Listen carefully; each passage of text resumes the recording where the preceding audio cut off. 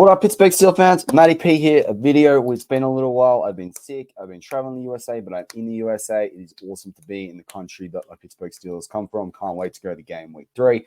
Well, it is the game this afternoon, week 1 against Atlanta Falcons. We had big news during the week. Obviously, everyone knows Cam Hayward signed the 3-year deal, $45 million, $29 million guaranteed. Pat Freiermuth signed his 5-year deal as well, or 5-year contract, so 4-year deal, $48 million. We pumped with both those signings. Makes sense with no Ayuk. Now we've got to figure out the quarterback. Speaking of quarterback, obviously today's game, we know Russell Wilson is probably, was definitely questionable. I tend to think that he may not play. Hopefully he does play.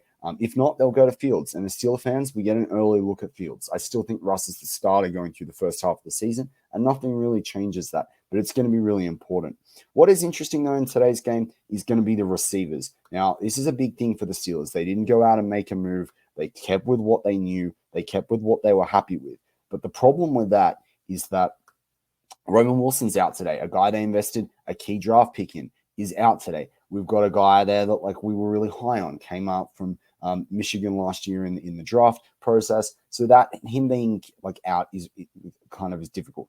Same on the guard situation with Isaac Seumalo. That is going to be different for the offensive line. So we'll have to see how the offensive line shakes out through the course of the game. They might be move some guys around. Not ideal, but they may choose to actually move some guys around in the first half, depending on what's happening, depending how much pressure either Russell Wilson or Justin Fields is under.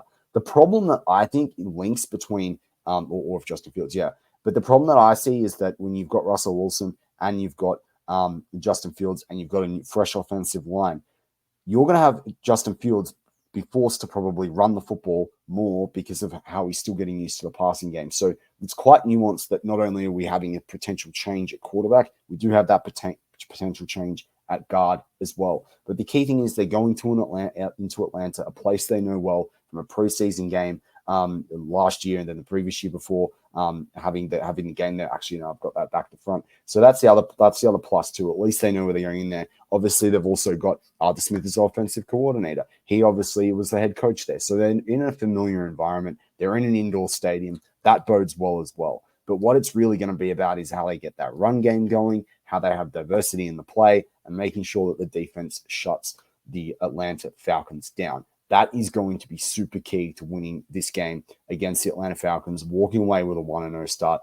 ahead of Denver, obviously next week. And then we, of course, get the home game, which I'll be at. So going back to the contracts for Freiermuth and going back to contracts for Hayward, I want to talk about those two things quickly. Some people are going to be upset about the Hayward thing. I think they did need to re-sign Hayward. I actually kind of like it. I think that's a fair money deal for a guy his age. Particularly as the cap goes up, that's going to be more like a $12 and a $13 million deal this year. And the Steelers, it works in their favor in the final year as well with the guaranteed money. So things are good there in terms of the Cam Hayward contract. He gets to retire, Pittsburgh Steelers. We all get to be thrilled with that. Going to Pat Freiermuth. He has been, apart from the injury history, that's the only cloud and knock on him.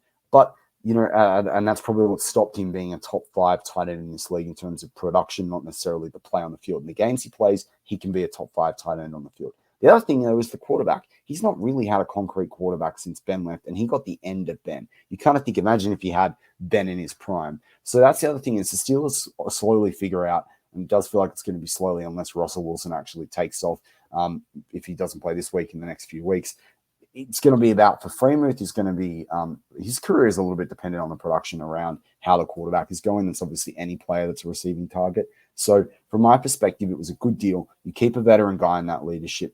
Big Ben's talked about him a lot on the Football and podcast and talked about the fact that Pat Freiermuth could have played, he feels, in any era that at least Ben played in. So I like that they're keeping part of the furniture. They need to keep an identity there, particularly when they're a good chance at losing Najee Harris in the next couple of years. They will want to obviously re-sign Pickens, but there's a lot of turnover in those offensive guys. To have a stalwart at a position like tight end where people can play well into their early to mid-30s, that makes a lot of sense to me. So I'm excited about that with Pat Freiermuth, one of my favorite players, one of the jerseys I brought to the States. So pretty excited from that perspective. But no matter what happens in this game, the Steelers are playing away. They've had a very, I think, whilst they've done a lot of acquisition of players that we've all loved this offseason, particularly guys like Patrick Queen, Deshaun Elliott, all those guys are going to make a difference. The thing we've got to remember too is it is a process. No team wins the Super Bowl in week 1. They win the Super Bowl when they play the Super Bowl. They win the Super Bowl after playing 18-game season and playing at least